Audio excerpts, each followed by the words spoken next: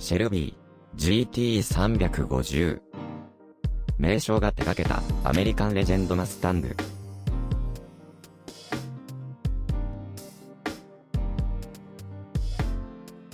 世に言うスペシャルティーカーのパイオニアとして1964年にデビューしたフォードマスタング。企画を主導した副社長のリー・アヤコッカはその販売促進を目的にレースへの参戦を企画。マスタングベースのハイパフォーマンス車の開発を旧知のキャロル・シェルビーに依頼する。シェルビーの下で車両の軽量化や強化パーツの組み込みなどを実施した高性能版は GT350 の社名を冠して1965年にデビュー。誕生したその時からアメリカンレジェンドとなった。スポーツイメージをまとったマスタングの大ヒット。1960年代半ばのアメリカに忽然と現れ、たちまちポニーカーと呼ばれるスペシャルティーカーの大ブームを巻き起こしたのが1964年にデビューしたフォードマスタングである。マスタングはデビューしてわずか1年ほどで50万台近くを販売する大ヒットとなった。このマスタングの成功を他社も黙って見ているはずもなく、GM はシボレー・カマロー、クライスラーはプリムス・バラクーダを発表して後を追った。しかしマスタングのシェアを超えることはできなかった。マスタングが成功した大きな要因の一つがスポーツ&カスタムイメージを巧みに演出したことである。マスタングはフォードアセダンやステーションワゴンなど実用性重視のモデルは持たず、売り出されたのは2ドアモデル、ハードトップ、コンバーチブル、ファストバックのみであり、その代わりにエンジンからドアノブに至る2000種類に及ぶ様々なオプションパーツを揃え、オーナーの好みによってオリジナルな車に仕立てるシステムを取った。いわゆるフルチョイスシステムである。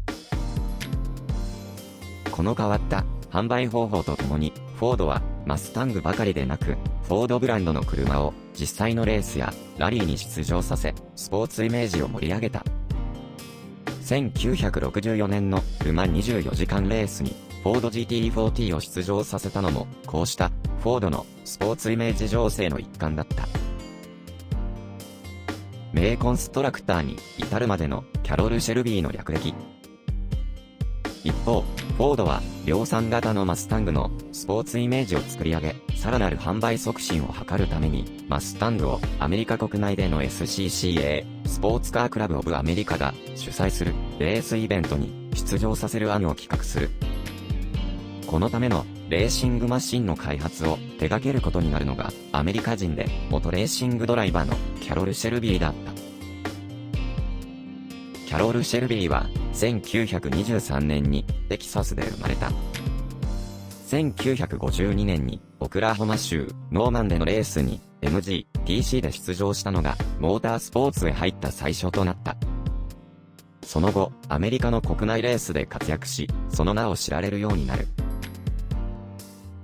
レーシングドライバーとしてのハイライトは、1959年のルマン24時間レースに英国のアストンマーチン DBR4 を英国人ドライバーのロイ・サルバドリとドライブして優勝したことだ。その後、キャロル・シェルビーは心臓病が発覚。健康上の理由からレーシングドライバーを引退し、スポーツカーコンストラクターとなった。名車 AC コブラの誕生。キャロル・シェルビーは、もともと英国製スポーツカーの持つ卓越したハンドリング性能に深い感銘を受けていた。ただし、エンジンのパワーは不足気味で常にもっとパワフルなエンジンを求めていたのである。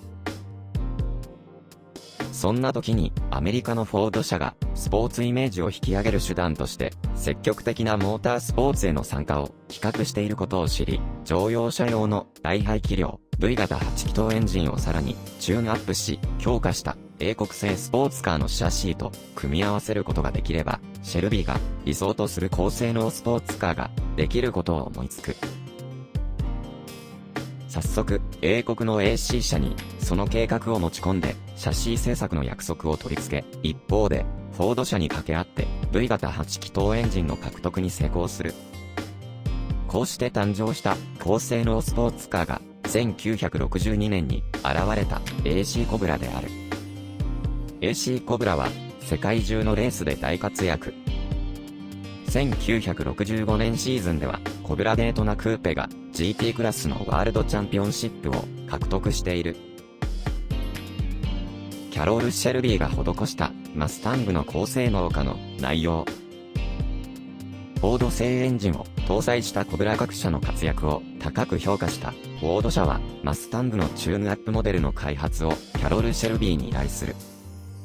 シェルビーはフォード社のバックアップのもと、自らが主催するシェルビーアメリカン社において高性能マスタングの本格的な開発を始めた。やがて完成した高性能マスタングには新たに GT350 の名が与えられた。1965年中に完成した GT350 は公道走行用とレース用に特別に高度のチューンが施されたコンペティション用 GT350R。R はレーシングの E を含めて562台と言われている。シェルビーが手掛けた GT350 は標準型のマスタングファストバックをベースとして独自のパーツを使い、シェルビーアメリカンが直接チューンアップを加えたモデルとなっていた。主な特別装備のパーツとしては、フロントとリアのサスペンションのショックアブソーバーをオランダのコニー製アジャスタブルタイプのヘビーデューティー仕様に変え、その頂部からバルクヘッド上部分に至る三角形のタワーバー、パフォーマンスロッドを装備。さらに、トランスミッションは、ボルグワーナー製で、軽量化のために、アルミニウム製ケースを持つ、クロスレシを、接近した、ギア比を持つ4速型としている。シェルビーアメリカンでは、セブリング型、トランスミッションと呼んでいた。フロントブレーキは、ケルゼー、エイズ社製の 11.3 インチ系、約 28.7 センチメートル、ベンチレーテッド型を装備。明るいシルバーに塗られた 5.5J スチール製ホイールにはウッドヤー社製 7.75×15 インチサイズのブルードットタイヤが装着された。306HP のチューンド V8 を搭載。インテリアでは後部座席が取り外されて2名乗車となり、ダッシュボード上にはカウルに収められたエンジン回転系と油圧系が装備され、ステアリングも289コブラと同じウッドリムの3本スポーク型が装着される。ドライバーズシートもシェルビーアメリカン特製のスポーツシートとなる。その他 FRP 強化プラスチック製のエンジンフードやエグゾースト系部品、ボディストライプなど多種多様なオプションパーツが注文できたが、ヒーターやラジオ、パワーステアリング、パワーウィンドウ、フロアカーペットなどの快適装備は極力省かれていた。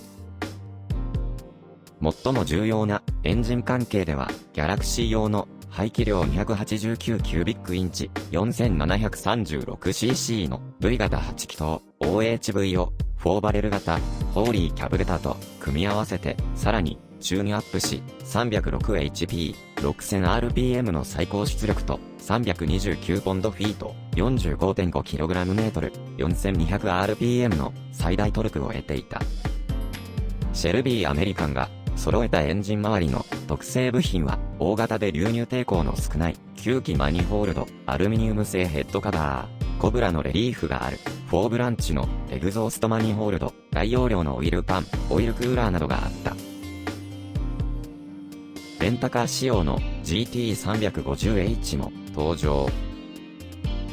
シェルビー GT350 シリーズの中の変わった車種としては、1966年に登場した全米にネットワークを持っていたハーツレンタカー向けの GT350H と呼ばれるモデルがある。社名の H はハーツのイニシャル。これは GT350 にオートマチックトランスミッション、パワーステアリング、ヒーター、ラジオなどの快適装備を加えたもの。ゴールドのストライプで識別は容易。およそ1000台が作られた。これは人気こそ高かったものの、販売台数が伸び悩んだ GT350 の販売テコ入れの意味もあった。一般市販用の 350GT とは違い、AT 仕様だったため、誰もが容易に運転を楽しめた。中には 350H を週末に借り、サンデーレースに参加する者も現れたという。フォードのバックアップがあったとは言うが、キャロル・シェルビーの企画は大成功だったわけだ。GT350 はそれを象徴するモデルと言えるだろう。スポーツイメージをまとったマスタングの大ヒット。車高が40インチ、約 1000mm であることから、通称 GT40 と呼ばれるスポーツプロトタイプマシンのフォード GT。その初期型であるマーク1は1964年に完成し、英国に居を構えるフォードアドバンスド・ビークルズの手によってルマン24時間レースに参戦した。フォード GT はラップレコードを更新して速さを示したものの、結果としては全車リタイア。フォード本社は雪辱を期すために開発をシェルビーアメリカンに移管。1965年開催のルマンでもラップレコードを再度更新するが、再び全車がリタイアしてしまった。しかし、ここでくじけないのがシェルビーの真骨頂。レースで得たフォード GT のウィークポイントを徹底的に対策し、強化タイプのシャシーと新設計のボディ、そして独自開発の7リッター V8 エンジンを搭載したマーク2を生み出す。ニューマシンのマーク2は1966年開催のルマンでヘンリー・フォード2世が見守る中、ついにトップチェッカーを切る。さらに2位と3位にもフォード GT が入るという快挙を達成した。ルマンでのフォード GT の快進撃は1967年大会でも続き、新シャシーを使用したマーク4が優勝し、2連覇を成し遂げる。この年をもってフォードはワークス活動から撤退するが、ブライベーターが1968年と1969年の大会で優勝を果たし、フォード GT のポテンシャルの高さを見事に証明したのである。